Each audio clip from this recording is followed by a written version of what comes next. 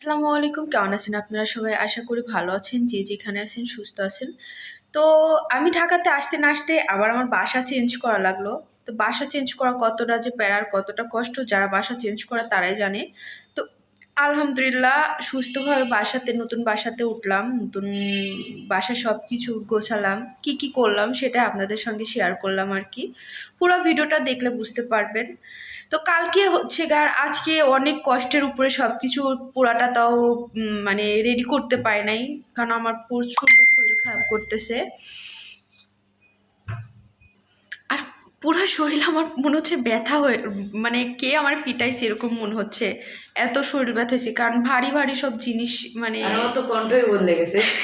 আর আমার আপুর কণ্ঠই ভয়েসই চেঞ্জ হয়ে গেছে কাজ করতে করতে মানে ভয়েস বসে গেছে আর কি। আর সব কিছু ভারী ভারী জিনিস ছিল, ওইগুলো উঠায় নিয়ে আসতে টিয়ে আসতে অনেক কষ্ট হয়েছে আর কি। তো কি কি করলাম, কি চেঞ্জ করলাম, কি নিয়ে আসলাম না নিয়ে আসলাম, সব কিছু আপনাদের সঙ্গে শেয়ার করলাম। পুরো ভিডিওটা দেখলে অবশ্যই বুঝতে পারবেন। বাসা চেঞ্জ করাটা এত ঝামেলা, এত কষ্ট, যেটা বলে বোঝানোর মতো না। আর ঢাকা আসতে না আসতে 2 মাসের সময় আমার বাসা চেঞ্জ করতে হলো। আপু আর আমি সারাদিন প্রচণ্ড খাটছি, মানে যেগুলো ছেলেদের করার কথা সেগুলোও করছি, যেগুলো মেয়েদের সেগুলোও করছি। কামলা দিতে দিতে আমি তো শেষ। এখনও মানে আমরা কিন্তু সকাল থেকে না খেয়ে, ওই বাসার যেহেতু আরও একজন উঠবে, এজন্য হচ্ছে তাড়াতাড়ি আমাদের ছেড়ে দেওয়া লাগছে। এ বাসায় আসার পর নিজেদের কাজ করতে করতে খাওয়ার সময়টুকু পাই নাই। তো আমি ভাবলাম যে মানে করি, সব কিছু গোছায়, আর হচ্ছে তার পাশাপাশি রান্না করি, গোসল করে খাওয়া দাওয়া করবো। আবার কালকে হচ্ছে আমার গাড়ি, আমি বাড়িতে যাব।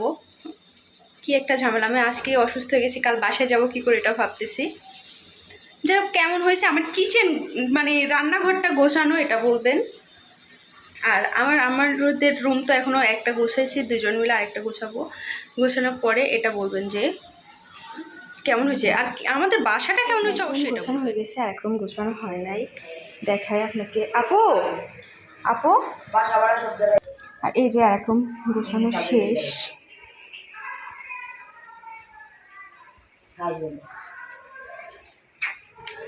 আর এই যে ডাইনিংয়ের অবস্থা এখনও ফুল কমপ্লিট করা হয় না আর কি। আর আমি সব একদিক থেকে পরিষ্কার করতেছি, একদিকে রান্না করতেছি। এই যে আমার কিচেন সাজানো প্রায় শেষ, আর একদিকে পরিষ্কার করতেছি আর একদিকে রান্না করতেছি। এখানে রান্না হচ্ছে মুরগি,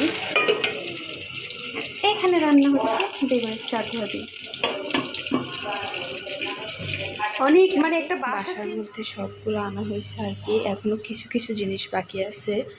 তো এটা একটু হচ্ছে একটা রুম, আর এই যে এখানে খাট মানে খুলে রেখে রেখে দিয়ে গেছে তারা আর কি।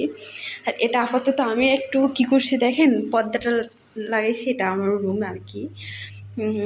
পর্দা লাগানো হয়েছে,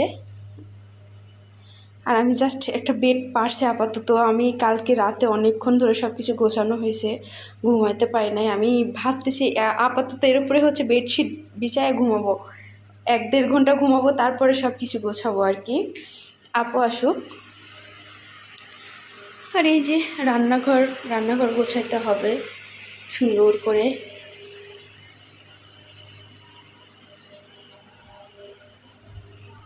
আর এই যে এই রুমটার সঙ্গে একটা বাথরুম।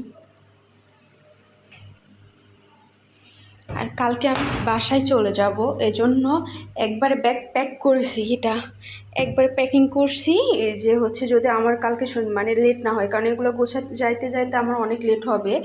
এখনও পুরো ফুলফিল করা হয় নাই, গাড়ির মধ্যে তো ক্লিন নাই, এটা আমার ক্লিন করতে হবে। কি অবস্থা, অন্ধকার তো।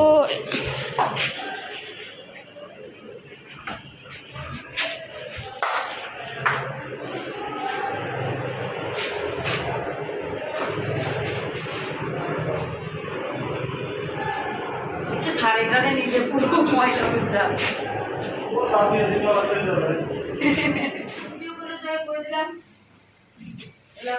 সারা হয়ে যাবে।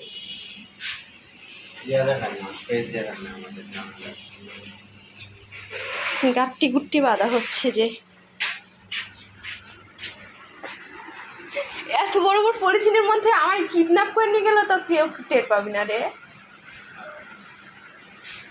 তো আজকে হচ্ছে মাসের শুরু 1 তারিখ যেহেতু, আর আজকে হচ্ছে বাসা চেঞ্জ করা হচ্ছে। তো আর আপনারা তো সবাই জানেন বাসা চেঞ্জ করাটা হচ্ছে কতটা কষ্টের, তাই না ভাইয়া? ফু।